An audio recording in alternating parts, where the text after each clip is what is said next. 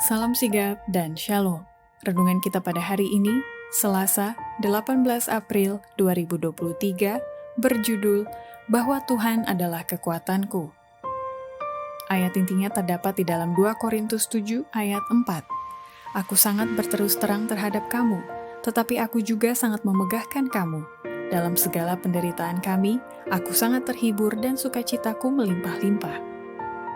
Pena Inspirasi menuliskan yang dimaksud dengan judul renungan kita pagi ini, bahwa Tuhan adalah kekuatanku, adalah sebuah panggilan kehidupan yang praktis agar kita bisa senantiasa bersuka cita melewati kesukaran, sebagai faktor yang menunjang kebahagiaan sejati dan sarana untuk memulihkan hubungan kita secara vertikal kepada Tuhan dan horizontal dengan sesama, sebagai berikut.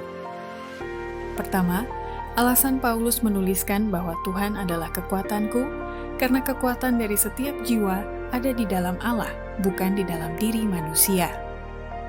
Kekuatan dari setiap jiwa ada di dalam Allah, bukan di dalam diri manusia. Ketenangan dan kepercayaan harus menjadi kekuatan bagi mereka yang menyerahkan hatinya kepada Allah. Kristus tidak memiliki minat yang biasa-biasa saja kepada kita, namun minat yang lebih kuat daripada kepedulian seorang ibu kepada anaknya. Kedua, alasan Paulus menuliskan bahwa Tuhan adalah kekuatanku, karena semakin banyak orang yang setia melakukan tugas-tugas kekristenan sejati, maka semakin kuat mereka berkembang dalam Kristus.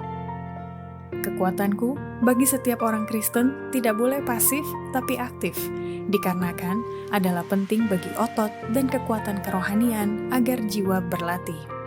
Pekerjaan harus dilakukan oleh mengusahakan kegiatan rohani dalam meningkatkan kesempatan untuk melakukan yang baik. Semakin banyak orang yang setia melakukan tugas-tugas Kristen, semakin kuat ia berkembang. Ketiga, alasan Paulus menuliskan bahwa Tuhan adalah kekuatanku, karena kuasa memperoleh kekuatan dari Tuhan itu perlu dilatih.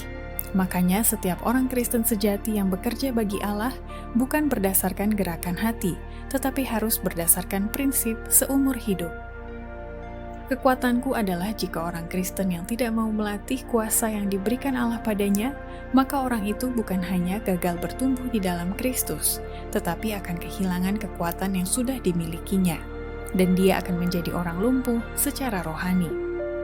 Hanya dengan kasih kepada Allah dan sesama manusia, setiap orang yang berusaha menolong orang lain yang akan ditegakkan, dikuatkan, ditetapkan di dalam kebenaran. Setiap orang Kristen sejati bekerja bagi Allah, bukan karena gerak hati, tetapi berdasarkan prinsip, bukan sehari atau 1 bulan, tetapi sepanjang umur hidupnya. Keempat, alasan Paulus menuliskan bahwa Tuhan adalah kekuatanku, karena setiap orang Kristen sejati telah diperlengkapi dengan semangat untuk berbuat perkara-perkara yang ajaib. Di tengah-tengah mara bahaya, Daud telah dilindungi oleh malaikat-malaikat Allah. Ia telah diperlengkapi dengan semangat untuk berbuat perkara-perkara yang ajaib. Dan jikalau Daud telah mengalihkan pikirannya dari keadaan yang menyusahkan itu, di tempat ia telah ditempatkan, dan telah memikirkan tentang kuasa dan keagungan Allah, ia akan memperoleh damai sekalipun berada di tengah-tengah bayangan kematian. Dengan penuh keyakinan, ia dapat mengulangi kembali janji Tuhan. Yesaya 54 ayat 10. Demikianlah renungan kita pada hari ini, kiranya Tuhan memberkati kita semua.